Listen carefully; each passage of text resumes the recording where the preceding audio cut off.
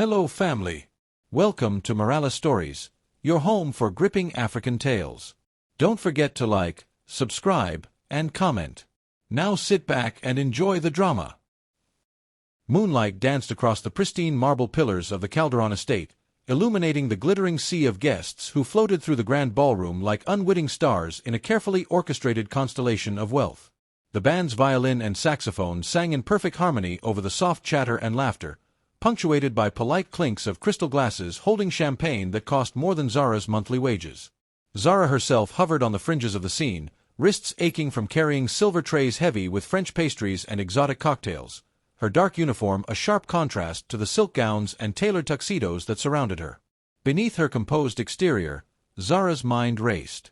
At 24, she carried the weight of her little brother's future like a hidden atlas carved onto her heart. Ever since their parents' accident, she'd promised to protect him, to pull him out of the foster system into a life he deserved.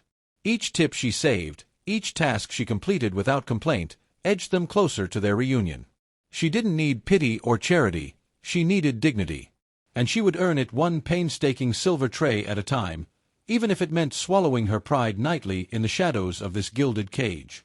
Tonight's affair was the Calderon family's annual charity fundraiser, attended by dignitaries, celebrities, and high-rolling investors eager to rub elbows with the dynasty that had made a fortune in tech and real estate. Beneath the glittering surface of philanthropy, every handshake and pose was a calculated move in a game of influence and power. Some maids courted favor with flirtatious smiles and stolen glances, hoping for an extra tip or a whispered referral. Zara had scorned such tactics. She prided herself on professionalism, on letting her work speak louder than any coy wink ever could. As she moved through the crowd, balancing two trays of flutes filled with pale gold bubbles, Zara's eyes tracked the intricate choreography of the soiree. A senator laughing into the ear of a Hollywood A-lister, a venture capitalist slipping a manila envelope to a philanthropist, and somewhere above the swirl, a suspended floral chandelier dripping with orchids and roses. The scent of jasmine and lilac danced in the humid night air, mingling with the faint tang of spilled port. Zara inhaled deeply, steeling herself for another round of glass exchanges and polite nods, determined to remain unseen, untouched. Her uniform pressed against her skin left tiny beads of sweat along her collarbone, a reminder that no amount of starch or ironing could erase the truths of hard work. Just beyond the edge of the velvet rope, Julian Calderon held court, tall, confident, every inch the golden boy heir who'd inherited a billion-dollar empire. His dark eyes surveyed the party with a predator's calm, lips curved in a subtle smile that suggested nothing was beyond his reach. When his gaze met hers, Zara felt the ground shift under her feet, though she dared not linger in his view for more than a heartbeat. She had encountered his kind of charm before, slick, practiced, a weapon disguised as courtesy. But something about the way his fingers hovered too close to her arm when he accepted a glass from her, as if testing the boundary between servant and equal, sent a ripple of unease through her. Her pulse throbbed in her throat. She swallowed, her tongue suddenly too dry to form polite affirmations. Yet she forced a smile, handed him the flute, and withdrew, the ache in her palm from balancing the tray momentarily forgotten in the thrum of adrenaline. As the curated playlist shifted to a sultry saxophone solo, Zara stepped back to refill a tray of elderflower cocktails along the wall of tall windows. Her reflection flickered in the glass as she moved, the soft lamplight casting long shadows across the polished floor. She stole a glance at her watch. 10:47 p.m. She should have been long gone, swooping in a taxi to her small apartment in the city's outskirts. Tomorrow would bring another round of shifts at the Calderon estate, and then off to the children's home to tuck her brother in. No time for mistakes. But then, the brush of fabric against her skin felt like the crackle of electricity. A hand, perfectly manicured, traced the line of her ribs, grazing the small of her back with an intimacy that made her heart stutter. She stiffened, her breath catching in her throat. The world narrowed to the feel of his palm and the heat radiating from his body. For a heartbeat or two, she was frozen, the hum of voices and music receding into a distant echo. Then her survival instincts kicked in, fierce and unyielding. Zara whirled, chest heaving, eyes ablaze with a fury she had never permitted herself to feel in the Calderon mansion. His gaze caught hers, and for a split second, time fractured, her vision tunneled red-hot, fueled by every indignity she'd swallowed over the years. Without a thought for consequence, she drew back her hand and delivered the sharp crack of her palm against his cheek. The sound echoed like thunder, halting the string quartet mid-phrase. Even the chandeliers overhead seemed to shudder with the weight of the silence, as if the entire hall held its breath. Heads snapped, crystal flutes trembled in unison, and a collective gasp rippled through the stunned gathering. Julian's eyes widened, then narrowed as he pressed a gloved fingertip to the rising welt on his cheek. A flicker of shock danced across his features, quickly replaced by a slow, predatory grin that sent a new shiver through Zara's veins. The orchestra's leader cleared his throat and resumed playing at a hush, though the mournful tune lacked its former grace. Guests exchanged uncertain glances, some shifting in heels and tuxedos, others staring at Zara with a strange mix of admiration and alarm. Camera flashes popped, capturing the moment that would soon spread like wildfire across every social feed in the city. Zara's mind whirled as whispers snaked around her. "Did you see that? She slapped him. What will he do now?" She fought the urge to flee, but her feet felt rooted to the glossy floor. A portrait of calm servitude had shattered in an instant, replaced by chaos. Her uniform felt heavy, like armor that had betrayed her. Sweat slicked her skin, and her palms trembled. Yet when she glanced at Julian, standing a few feet away, his grin remained, as though he relished every heartbeat of her defiance. The challenge in his eyes was unmistakable. "Zara." Julian's voice cut through the tension, calm, velvety, lethal. "Come here." His tone brooked no argument. The hush deepened as she hesitated, every inch of her screaming to run, yet curiosity or something darker rooted her feet. She approached him, head held high despite the flutter in her chest. "Yes." Her voice trembled. He cupped her chin, thumb brushing her jaw. "You have fire," he murmured. "Most people just smile. But you hit back." He tilted his head, eyes scanning her face. "Why didn't you cry?" His question hung in the air like a dare. Zara's spine straightened. "Because I'm not powerless," she answered, voice stronger than she felt. The ballroom swirl felt distant, a world away from this charged moment. She tucked a stray curl behind her ear, unwilling to show weakness. "I have responsibilities." The words tumbled out before she could second-guess them.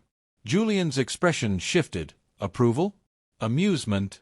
It was impossible to tell. He released her chin and straightened, as though marking down a point in some invisible ledger. Around them, the party wilted, guests unsure whether to intervene or applaud. He offered a slight bow, mock courtly.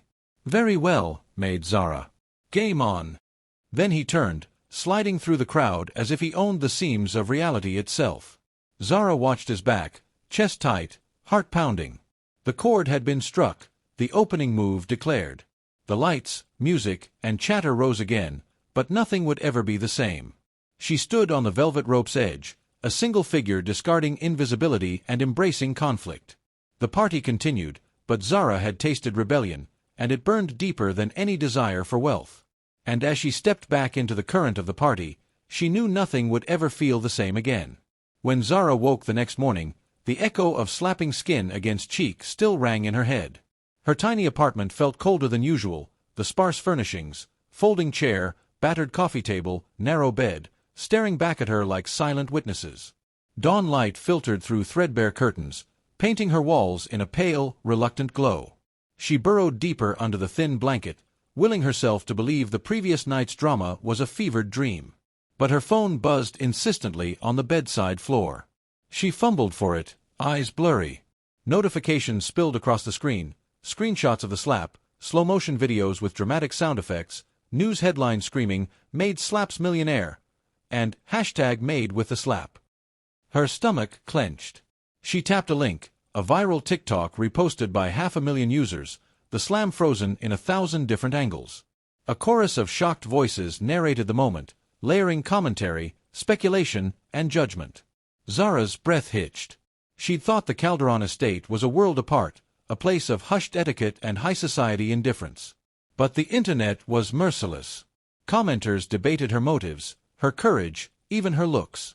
Some lauded her bravery, others called her a troublemaker. The tone veered from celebratory Bowie tracks to venomous screeches within seconds. She swallowed hard, thumb hovering over the "like" button. It felt absurd, this private moment turned public spectacle. Her phone buzzed again, a missed call. Number blocked. She opened her email, a terse message from the Calderon HR office. Subject: Employment status. Ms. Zara Njoku. In light of recent events, your employment is terminated effective immediately. Please return any company property by end of day. Calderon Household Management. Her chest tightened. She'd known the etiquette, a single misstep, and she'd be cast aside. She tossed her phone onto the bed and slid out, feet brushing against the worn rug. Every muscle quivered with dread and adrenaline. She had to leave, fast. If Julian pressed charges, she could face assault allegations, months in court, legal fees she couldn't afford. Worse, her brother would lose any hope of her securing a stable income to support him. She showered in a rush, splashing cold water against her cheeks until the sting blurred reality. She dressed in the simplest clothes she owned, faded jeans, a threadbare tee, sneakers scuffed at the toes. She avoided mirrors. She couldn't face the reflection of her defiance writ large across the internet. Packing a small bag, Zara hesitated over a photograph clipped to her bedroom wall. Her brother, 7 years old, smiling with a scraped knee, bright eyes shining. She traced the edge of the frame. "I'll fix this," she whispered. "I promise." With that vow, she slung the bag over her shoulder and slipped into the morning chill. Outside, the city thrummed to life. Vendors setting up stalls, yellow buses screeching to a halt, workers hurrying along cracked sidewalks. Zara kept her head down, weaving through the crowd. She intended to head north, catch a bus to her mother's village, anywhere far from Calderon's marble walls and viral humiliation. There, she could disappear, start anew. No slaps, no billionaires, no biting headlines. She reached the bus stop and scanned the schedule. The next bus left in 20 minutes. Enough time to breathe. She sat on the sun-warmed bench and exhaled, letting the invisible weight of the previous night slump off her shoulders. A hot breeze carried laughter and engine fumes. She closed her eyes, tasting freedom. A sleek black car glided to a stop beside the curb. It hissed like a predator, blocking part of the sidewalk. Zara's heart lurched. She recognized the tinted windows, the gleaming grille, Calderon style. She leapt to her feet, bag in hand, and backed away. The car door outside her came unlatched with a quiet click. "Zara!" The voice was calm, dangerous in its stillness. She froze. Julian Calderon emerged, dark-suited and flawless, as if sculpted from midnight marble. His expression was unreadable, lips curved in a thin line. "Get in," he said, voice low. Zara's first impulse was to sprint. "No," she said firmly. "I'm not." He skated a hand through the air, as if brushing aside her protest. "Get in," he repeated. There was no anger in his tone, only the unmistakable edge of command. A crowd gathered on the sidewalk, curious neighbors, street vendors, drivers stuck in traffic. They murmured, recognized her, nodded. Some pointed. Her face burned. She shook her head, refusing to move. "You can't do this," she said. Julian's gaze flicked to a nearby vendor, then back to her. "I own the cameras. I own the headlines." His words dripped with smug certainty. "I won't press charges, for now. But if you walk away, you'll leave your brother with nothing." Her breath caught. She took a step back. "Leave me alone," she whispered. "I'd rather live in hell than under your thumb." He arched an eyebrow. Slowly, deliberately, he reached into his suit jacket and produced a glossy photograph, her brother's face smiling, taped to a marker board that read, "Missing." Her heart lurched. She snatched the photo, hands trembling. "Where is he?" She could barely choke out the words. Julian's eyes were cold. "He's safe, but not until you return." His gaze softened fractionally. "Come back, on my terms. Then he goes home." Tears burned her eyes. Fury warred with dread in her chest. She thought of her brother's giggles, the way he tugged her hand in crowded streets, trusted her to keep him safe. She couldn't live without him. She swallowed, voice cracking. "What do you want?" He folded the photo and slipped it back into his pocket. He leaned in, gaze intense. "Simple. You come back tonight. You apologize, publicly or privately, I don't care. Then you work for me, in ways you've never imagined. Follow my rules. Keep your brother. dismiss my rules, and he disappears. A bus roared past, rocking them with its rumble. Zara pressed her lips together, mind whirling. She clenched her fists. "You're cruel," she whispered. Julian merely shrugged, as though cruelty were a virtue. She lunged forward, slapping his hand away and turning on her heel, stumbling into the street. Traffic honked, but she didn't care. She sprinted down the block, heart hammering. She heard the soft click of his car door and the hum of an engine as he followed her, but she refused to look back. Zara ran until her lungs burned, until sweat stung her eyes. She ducked into an alley and slid down the graffiti-streaked wall, shaking. Her bag fell to the ground. She dropped her head into her knees, tears streaming down her cheeks. She wanted to scream, to curse him, to do anything but face the impossible choice he'd laid before her. 5 minutes later, she forced herself to her feet, brushed rubble from her jeans, and continued running. She flagged down a passing taxi, stammered an address, but the driver recognized her, shook his head, and sped away. The world felt like a trap. Every door slammed in her face. By noon, hunger gnawed in her belly, and her phone buzzed relentlessly. Messages from friends at the foster home, asking if she was okay. Her chest constricted. She turned off her phone, determined to vanish. Yet as dusk bled into evening, guilt and fear drew her back to her feet. She remembered the look on Julian's face, calm, certain, satisfied. He had the power to destroy her, to keep her brother away forever. She couldn't risk it. Every instinct told her to run, but her love for her sibling was stronger. Dragging her bag behind her like a surrendered prize, Zara made her way back to the Calderon estate. The gates loomed like open jaws in the gathering gloom. She paused at the iron threshold, wiping tears from her cheeks.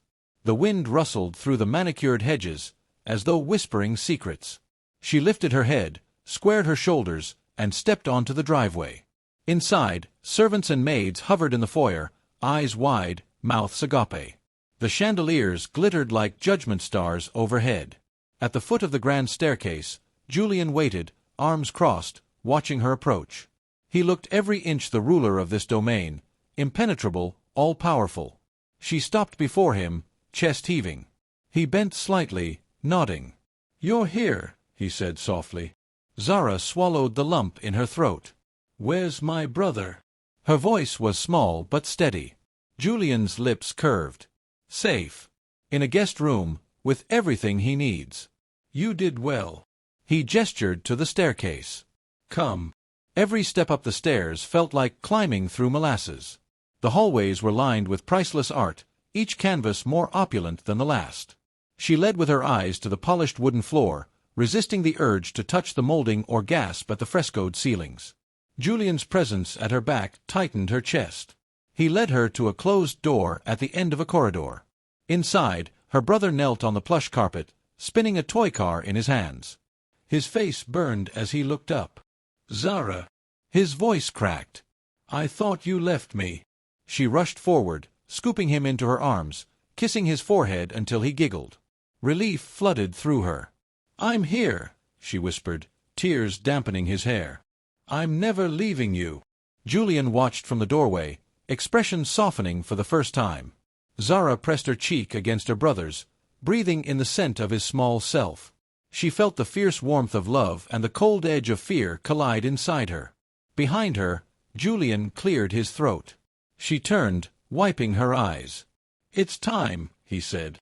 She looked at him, breath trembling. "What do you want from me?" His gaze held hers steady. "An apology. And obedience. That's all." Her heart pounded.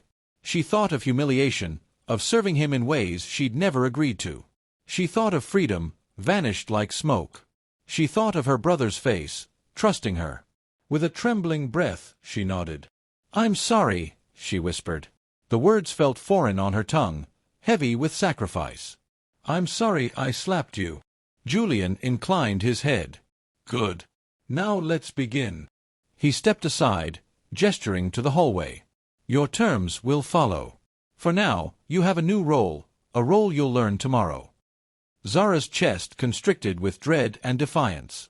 She squeezed her brother's hand and turned to Julian. "I'll do whatever it takes," she said, voice firm. Just bring him home. Julian's lips curved into a satisfied smile. Welcome back, Zara. Game on. As he led them both out of the room, Zara cast one last glance back, but all she saw was the door closing. Beyond it lay uncertainty, impossible demands, and unspeakable bargains. Yet in his smile, she sensed a sliver of truth. Power could be wielded in strange ways. And as she walked into the dark corridor, hand in hand with her brother, she resolved that the next move would be hers. No matter the cost. No matter the rules. She would fight. Zara woke to the muted chime of the Calderon estate's antique grandfather clock, a deep, sonorous gong that seemed to vibrate through her bones. The dawn light filtered through heavy drapes in her guest room, gilded and vast, every surface polished to a reflected gleam. Just hours ago, she'd stormed away, only to be summoned back by Julian's ultimatum, her brother's safety in exchange for her obedience. Now, bleary-eyed and trembling, she sat on the edge of a king-sized bed, fingertips brushing its silk canopy. She hadn't slept a wink. Her heart pounded as she crossed the marbled hallway, each footstep echoing in the cavernous corridor. Servants in crisp uniforms gave her discreet nods.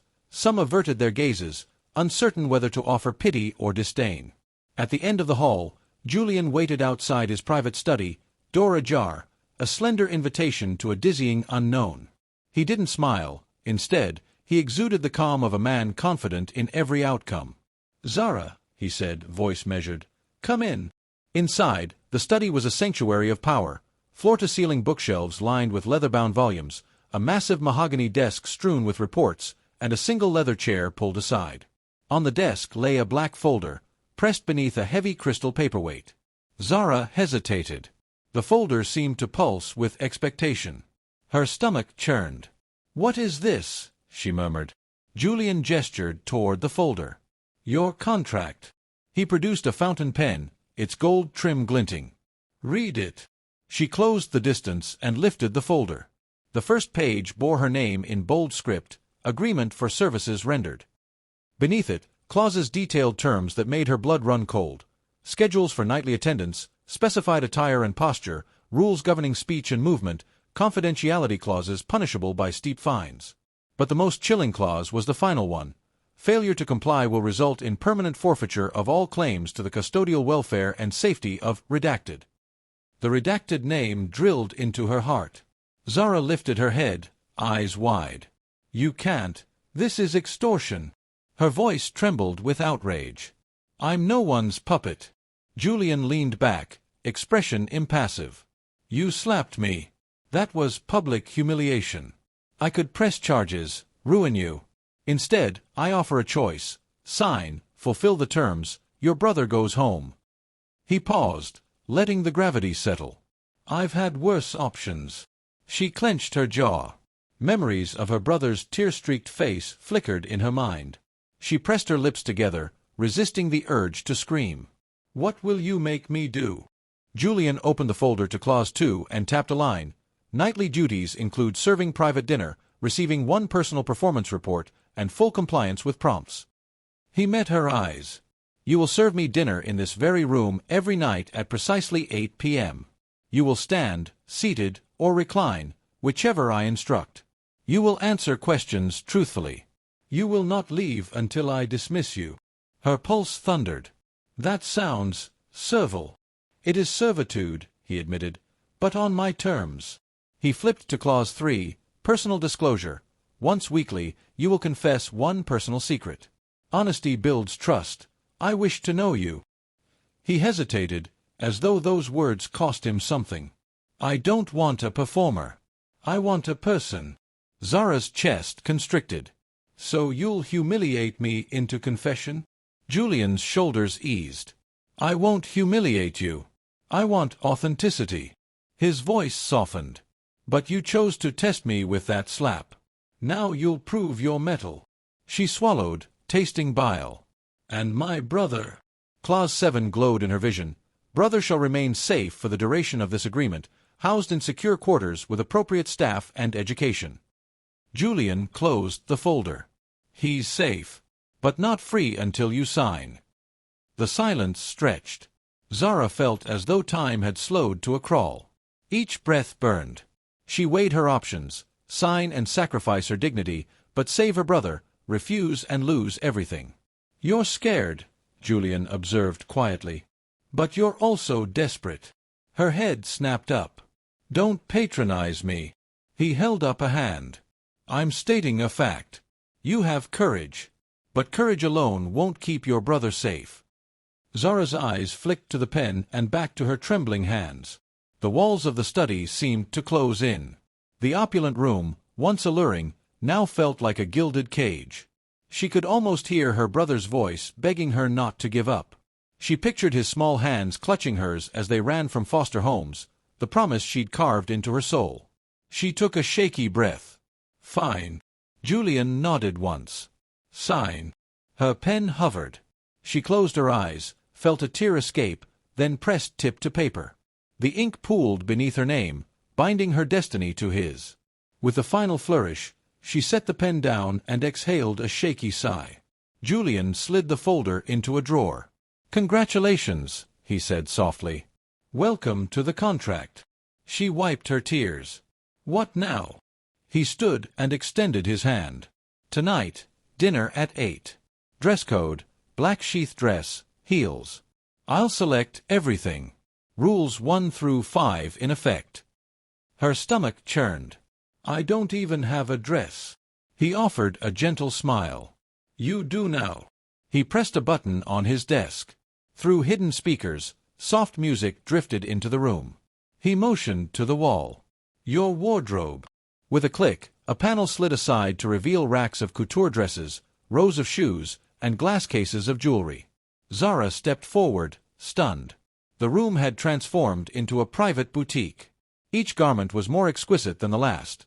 Silk, lace, satin, every hue of midnight black. Julian watched her appraise the selection. "Pick one," he instructed. Zara's fingers brushed a slim sheath dress, black silk clinging to the mannequin's curves. She inhaled sharply. "This one." He nodded. "Good choice." He handed her a key. "Locker next to mine. Everything you need is inside." She took the key, feeling its weight. "And after dinner?" Julian's gaze sharpened. "After dinner, you're free until 10 tomorrow morning. But do not leave the premises. If you do, Clause 9 will activate." He paused, tone darkening. "I trust you'll honor our agreement." Her chest tightened. "I will." He bowed his head slightly. 8 p.m. then." Zara turned to leave, mind swirling. As she closed the study door behind her, the hush of the hallway swallowed her. The contract lay sealed in Julian's desk, every clause a chain binding her to a world she never chose. Back in her guest room, Zara inserted the key into a small locker hidden behind a velvet panel. Inside lay the black sheath dress, a pair of stiletto heels, and a simple pearl necklace. She dressed slowly, each movement deliberate. The snap of the dress's zipper, the click of the heels against marble floor, the soft click of the necklace clasp. She stared at her reflection in the full-length mirror, transformed into a figure of poised elegance. The woman in the glass tilted her chin, eyes steeled with resolve. At precisely 7:55 p.m., she stepped into the hallway. Servants respectfully held doors open as she passed. Her heart hammered with each step toward Julian's study. She paused outside the door, smoothed a strand of hair behind her ear, then knocked softly. "Enter," came his voice. Inside, Julian stood behind a low table set for two. Candlelight danced across crystal glasses and polished silver. The table held delicate canapes, steaming soup, and seared fish fillets, an intimate feast. He wore a tailored suit, expression unreadable. Zara closed the door behind her and approached the table. "Good evening," she said, voice steady. Julian gestured to the seat opposite his. "Good evening, Zara. Shall we begin?" She sat, hands folded in her lap. He poured her a glass of wine. She took the glass, hesitated, then sipped. The wine was crisp, surprisingly soothing. He smiled. "You look stunning." She bristled. "This isn't a fashion show. I'm here to fulfill my obligations." His smile widened, amusement flickering in his eyes. "Of course. Obligations." He picked up a canapé and studied it before eating. "Tell me, Zara, what secrets do you hide tonight?" Her throat constricted. She remembered Clause 3. She set down her glass. I once stole from a market stall to feed my brother. Her voice was quiet but firm. I convinced myself it was charity, but every night I wondered if I was becoming the monster we escaped. Julian watched, expression softening. She tasted raw honesty on her tongue. The contract demanded compliance, but in this moment, she felt something else, connection. He leaned back, eyes thoughtful. Thank you for your truth. He lifted his glass. To honesty, then. She clinked her glass against his and breathed out. For the first time, their contract felt less like chains and more like a fragile bridge between two broken souls. As she took another sip, she wondered what new clause awaited her tomorrow. But for tonight, she would navigate the intricate dance of servant and confidant, each revelation a step toward her freedom, and each confession a reminder that power could take many shapes. And so the game truly began. Night after night, Zara found herself stepping through the tall oak doors of Julian's private suite, each entrance marking a new iteration of performance and expectation. Some evenings, she would appear in crisp maid's livery, hair pinned tight, hands gloved, moving silently like a shadow along the polished parquet floors. Other nights, she emerged in sleek cocktail dresses, pearls at her throat, heels accentuating every curve, her posture transformed from servant to companion. The choreography changed at Julian's whim, and Zara learned to adapt her nerves around his capricious demands. She never knew if she was slated to serve champagne or dance beneath his gaze, never certain if the next ring of the bell would require her to bow or to slip into satin. This particular evening, the tension in the air was palpable before she even reached the velvet-draped doorway. Julian's instructions had come in a terse message: black lace robe, bare skin underneath, arrive at 10 o'clock. The words felt like an invitation and a command, an uncomfortable overlap that made her pulse quicken. Zara stood before the ornate mirror in her guest suite, smoothing the delicate fabric of the robe against her spine. It clung to her curves, its intricate pattern tracing every line of her form with intimate precision. She inhaled sharply, the smell of jasmine-scented lotion swirling in her chest. At exactly 10, Zara crossed the threshold. Candles flickered on the nightstands and a low, hypnotic melody drifted from hidden speakers. Julian was already there, reclining on the canopy bed, dressed in silk pajamas, his silhouette glowing in the candlelight. The room was hushed, the drapes drawn tight against the moonless night. It felt sacred and forbidden all at once. "Good evening," he said, voice soft yet commanding. His eyes roamed over her as if cataloguing her every detail. "You look exquisite." Zara dropped her gaze to the floor, though she felt his gaze on her skin like a caress. "Good evening, Mr. Calderon," she replied, using the formal address he insisted upon despite everything. She hesitated, then crossed to a plush chair by the window. "Do you want me to serve you?" He shook his head. "Not tonight." He sat up, legs dangling over the edge. "Tonight, the rules change." His expression was that of a playwright unveiling a grand finale. "Come here." Her heart fluttered. She rose and approached the bed, every step a careful negotiation between fear and curiosity. He patted the mattress, and Zara sank down on her knees before him. The robe slipped slightly, revealing more skin than her uniform ever would. She swallowed as Julian ran a finger along her collarbone, tracing the line with deliberate slowness. "Lie down," he ordered, voice husky. She obeyed, stretching out on the cool linen. The headboard's dark mahogany gleamed behind her. Julian moved to perch on the bed's edge, one knee bent, the other foot brushing the floor. He studied her face. "Tonight," he said, "I'm not interested in your obedience. I want your truth." Zara's breath caught. "My truth." He nodded, eyes serious now. "Tell me your secrets. Every dark one." His tone was gentle, but there was steel beneath the surface. "Confession is the price of your freedom." She stared at the ceiling for a long moment, seeing dancing patterns in the candlelight. The weight of rule after rule pressed on her, the suffocating clauses she had signed only nights before. And yet here, in the dim glow of bourbon candles, she felt something close to trust flicker in her chest. Slowly, she sat up, knees drawn to her chest. "My secrets," she began, voice quiet. She paused, steadying herself. "I almost starved my brother once." The words tumbled out as though they had been waiting.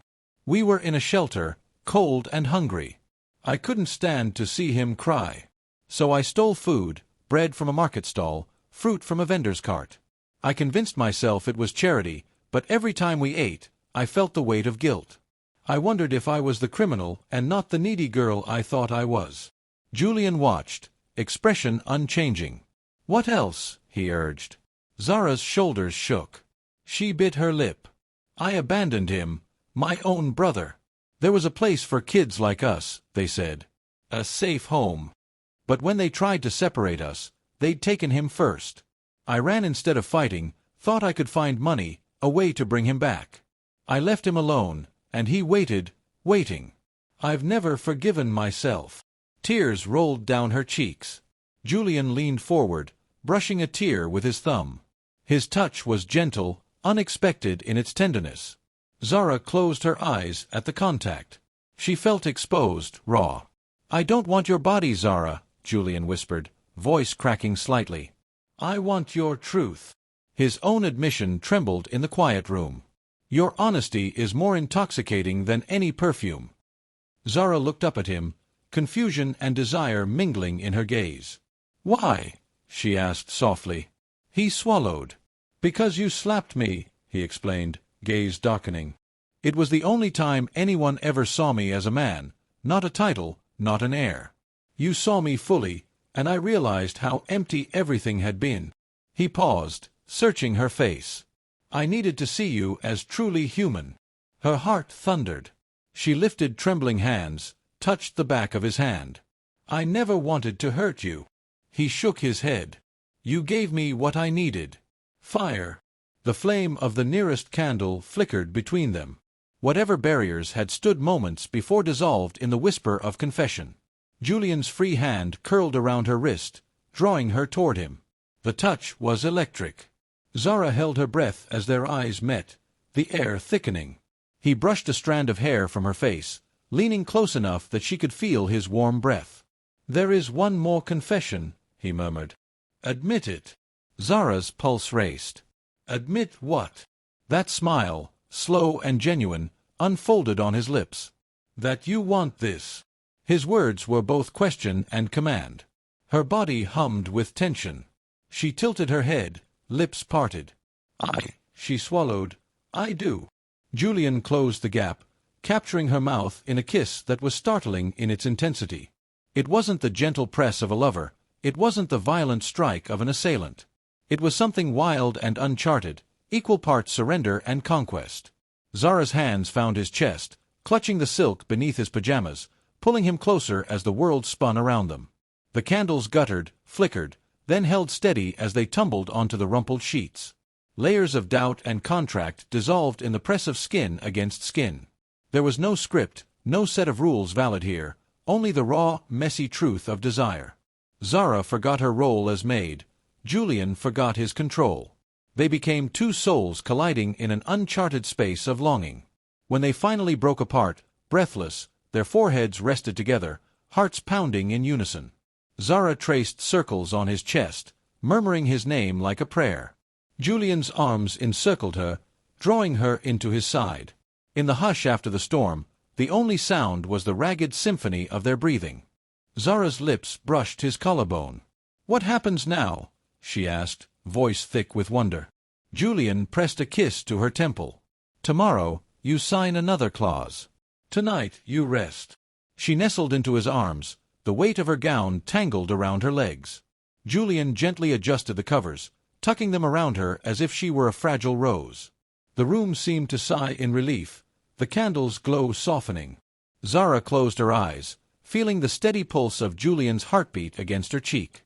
There, in the aftermath of confession and abandon, she realized something profound. Power was not only about control, but about vulnerability, about the courage to strip away every facade and stand naked in truth. She wondered if they could ever untangle this new bond from the contract's cold clauses. In that fragile space between dusk and dawn, she felt the first stirrings of something other than fear, something like hope. Tomorrow's rules might await, but tonight, she had tasted freedom in truth and trust. And with that thought, sleep claimed her swiftly, unburdened. Morning light streamed through the tall windows of the Calderon study as Zara awoke with a start, her heart hammering in her chest. The events of the previous night, her raw confessions, the dizzying kiss, the fragile bond that had formed between captor and captive, felt like a fevered dream. She swung her legs over the edge of the chaise lounge where she'd fallen asleep, smoothing the sapphire-blue dress Julian had selected for her. Today, she would learn the true depth of his machinations. At precisely 8 o'clock, she descended the grand staircase and entered the breakfast salon. The table was laid with simple elegance, fresh fruit glistening on silver platters, warm croissants still steaming, and 2 cups of black coffee. Julian stood by the window, silhouette sharp against the manicured gardens. He turned, offering her a nod that carried both expectation and something softer. Concern? Admiration? Zara could not tell. "Good morning," he said quietly, pouring her a cup. The rich aroma filled the air. She took the mug with trembling fingers, trying to steady her voice. "Did you sleep well?" He shrugged, eyes steady. "As well as one can, under unusual circumstances." He set down his own cup and reached into his jacket. "I have something to show you." Her pulse spiked. He produced a slim, leather-bound notebook, its cover worn at the corners. He laid it on the table between them. "This," he said, "is the chronicle of your life since you stepped onto my grounds." Zara blinked, leaning forward. "My life." She opened it, finding page after page of meticulous entries, her pay stubs, expense receipts, a calendar of her shifts at the manor, and, in red ink atop one section, the heading Zara's Needs. Beneath it lay itemized costs for her rent, tuition assistance for her brother, medical bills, even therapy sessions, everything she'd ever struggled to afford. Her throat constricted. "Where did you get these?" Julian's lips curved in a slight smile. "I gathered every scrap of your history. Your struggles became ledger lines." And then, he flipped to another section stamped, "Contact by A.N." "I saw these initials and remembered the brother you'd whispered about." Heat flooded Zara's face. She turned the page, finding emails, official requests, from a formal Calderon family address. Her brother had written, pleading for help, explaining he could not bear to watch her suffer. "He reached out to you," she whispered. "He did," Julian confirmed. "He knew you would never accept charity openly, so he asked for discretion. He entrusted me to craft a scenario that would force you to fight for him." His gaze never wavered. "I created the illusion of his disappearance." Anger exploded inside her. "You manipulated us, used my love for him as a weapon." Julian closed the notebook gently. "Because I saw in you something rare," he said, voice low. "The fire to stand unbowed. But I needed proof that you would claim power, not beg for it." Zara pressed her palms to the table, leaning forward. "So you staged a kidnapping? You turned my world upside down." Her voice cracked on the last word. He nodded, expression solemn. "I owed you the truth. I never meant to harm your brother. He was safe in my care from the start." Tears blurred Zara's vision. She forced herself to breathe. "If you cared so much, why not simply give him help?" Julian's eyes softened, as though weighed down by regret. "Because you needed agency. You needed to see that power isn't granted, it's taken." Silence fell heavy between them. The only sound was the soft ticking of a gilded clock on the mantel. Zara's mind whirled, the contract, the confessions, the nights of whispered conversation and trembling desire. Each moment was now tinged with deceit. "He told me you would never ask for charity," Julian continued after a moment. "So I built a crisis. I watched you through every clause of our contract, even the cruelest, because I believed you would rise." He reached across the table, fingertips brushing her hand. The touch was warm, almost tender. "You did." Zara stared at his hand, then up at his face. She felt raw, exposed, yet strangely empowered. "And what now?" she asked, voice barely above a whisper. Julian withdrew his hand and unfolded 2 envelopes. He slid one toward her. "This holds your brother's finalized agreements, tuition, guardianship, housing. He's free to return whenever you call." With shaking fingers, Zara opened it. Inside lay official documents bearing the Calderon family seal. Her brother's name was there, inked alongside a trust fund that would cover every expense. Relief and guilt warred in her chest. "And the other envelope?" she asked, eyes lifting to Julian. He slid it across the table. "Your release." He met her gaze steadily. "Tear up the contract. Void every clause. I will not stand in your way. Your brother remains safe." The orchestrator of her anguish offered her freedom. Zara sank back in her chair, heart pounding so loudly she feared it might give her away. She looked at the contract lying before her, pages she had signed in desperation. A quiet determination settled in her bones. She reached for the release envelope first, and then the original agreement. With a firm motion, she tore the contract in two, letting the fragments flutter onto the table. Julian exhaled slowly, a flicker of pride in his eyes. He rose, walking around the table to stand beside her. Together they watched as the torn pages drifted to the floor, irretrievable. "Your terms," he whispered. Zara rose as well, gathering her brother's papers and tucking them into her tote. She straightened her spine, feeling the old weight fall away. She paused before the towering windows that looked out on sculpted fountains and blooming roses. Turning back to Julian, she met his gaze squarely. "Thank you for showing me my strength," she said, voice steady and calm. Julian inclined his head, a soft smile playing at his lips. "Be well, Zara." With that, she stepped away, crossing the parquet floor in measured steps. At the grand doorway, she paused once more, then pushed it open. Bright sunlight spilled across her path as she left the study behind. Outside, the estate's gate stood open, life awaiting beyond. Zara inhaled deeply, tasting freedom on the breeze. Every choice from this moment forward would be hers alone. And for the first time in a long while, Zara felt truly free. Zara slid the release envelope across the table. Julian met her gaze as he folded and tucked the contract fragments away. Rising, he offered a bow. "Your terms," he said. Zara gathered her brother's documents, tucked them into her bag, and paused at the door. "Be well, Julian," she said, stepping into the light. Months had passed since the night Zara tore up the contract under Julian's watchful gaze.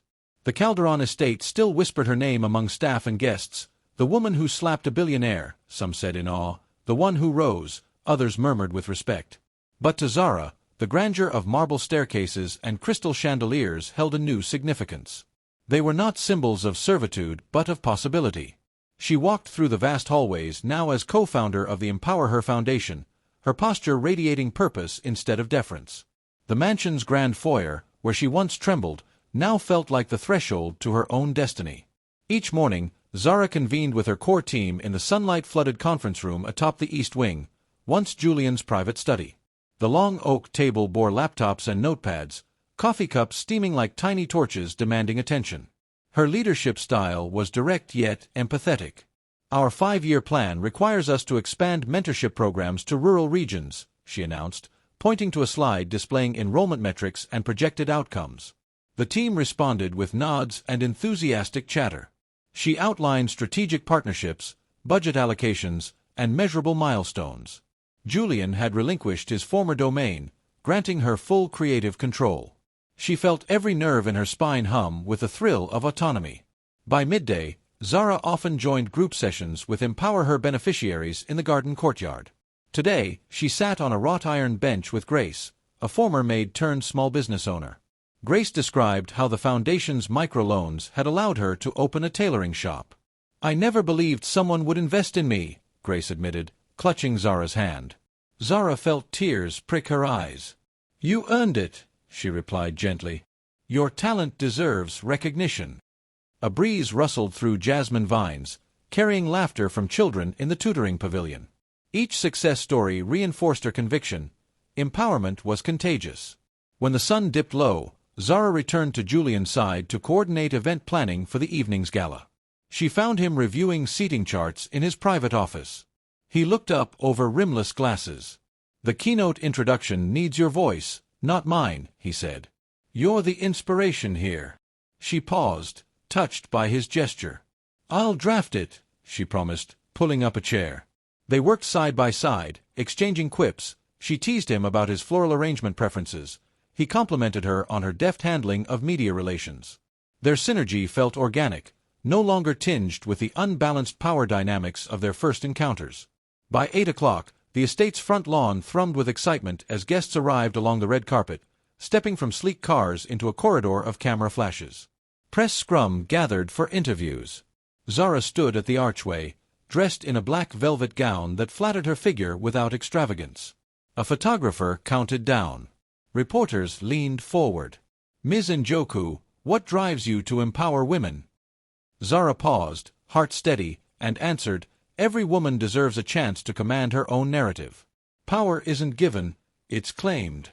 The response elicited nods and murmurs of agreement among the assembled influencers.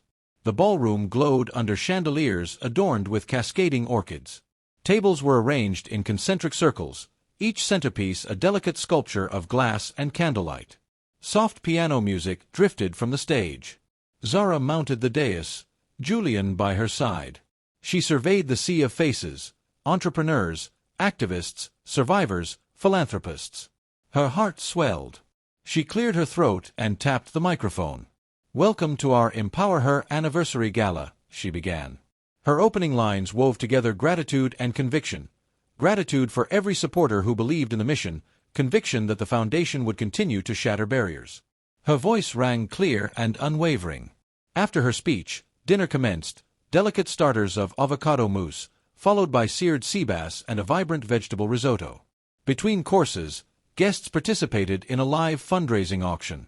Luxurious experiences, a week at a Kenyan wildlife conservancy, a private concert under the stars, sparked enthusiastic bidding wars. The total climbed impressively, reinforcing the foundation's capacity to expand programs. Zara watched bidders wave numbered paddles, marveling at how collective empathy transformed into tangible support. After her speech, dinner commenced, delicate starters of avocado mousse, followed by seared sea bass and a vibrant vegetable risotto. Between courses, guests participated in a live fundraising auction. Luxurious experiences, a week at a Kenyan wildlife conservancy, a private concert under the stars, sparked enthusiastic bidding wars. The total climbed impressively, reinforcing the foundation's capacity to expand programs. Zara watched bidders wave numbered paddles, marveling at how collective empathy transformed into tangible support. As dessert arrived, dark chocolate torte paired with passion fruit sorbet, a hush fell. Julian stood and tapped the microphone. "Before we end," he announced, voice warm, "I have one final surprise." He gestured to a curtained alcove. With a chorus of gasps, the drape parted, revealing a plaque inscribed, "Empower Her Academy, Lagos Satellite Campus." The crowd erupted into applause and cheers. Tears glistened in Zara's eyes as the new campus represented vocational training and digital literacy courses for young women in underserved neighborhoods, an ambitious milestone that promised to extend their reach beyond the estate's gates. The evening closed with dancing on the terrace under lantern-lit boughs. Zara and Julian paired for a slow waltz, arms entwined. The night air was warm, filled with laughter and the promise of tomorrow. She rested her head on his shoulder, breathing in the scent of his cologne and moonlight. "We've come far," she whispered. He kissed her hair. "And this is only the beginning." Later, back in her private suite, Zara slipped off her gown and settled onto the opulent four-poster bed. The silk sheets felt luxurious beneath her, and the pillows fluffed like clouds. She reached for the journal on her nightstand, her own words scrawled in black ink, reflections on power and purpose. She read a passage, "No one owns you except yourself." A smile curved her lips. That truth had guided her journey, from the original slap to the gala's radiant crescendo. A gentle knock sounded. Julian entered, bearing a glass of chamomile tea. He placed it on the bedside table and crawled in beside her, tucking an arm beneath her head. They lay in companionable quiet, hands clasped over the duvet. The journey ahead promised new challenges, program expansions, global partnerships, fierce debates. Yet for this moment, they reveled in shared victory, no longer constrained by contracts or power plays. Zara turned to face him. "Thank you," she said, voice soft but resonant. "For everything." His smile met hers, honest and unguarded. He brushed a fingertip along her cheek. "No," he murmured, "thank you." Then, with deliberate slowness, he pulled her close and pressed his lips to hers. It was a kiss unburdened by drama, a kiss that sealed a partnership forged in truth and choice. As she drifted toward sleep, Zara's last thought was a declaration: she would never pay for her own power again. She owned it, carved it from adversity, and nurtured it with compassion. At dawn, Zara opened her eyes to the golden light filtering through linen curtains, painting the room in warm hues of promise. She rose and stepped onto the balcony overlooking the dew-kissed gardens, where fountains glistened like molten silver. In that quiet moment before the day's bustle, she reflected on the path that had led her here, from the trembling maid at the Calderon banquet to a woman who commanded global attention. She drew in a breath of jasmine-scented air, feeling gratitude for the trials and triumphs that forged her strength and guided her purpose. She paused at the edge of possibility, envisioning new horizons for herself, for the foundation, for every woman who dared to dream. With renewed resolve, she stepped back inside, ready to embrace the challenges and victories awaiting her. The end. Loved the story? Smash that like button, hit subscribe, and become part of the Morales Stories family. Your support helps us bring more powerful African tales to life. Thanks for watching. We can't wait to share the next one with you. See you soon.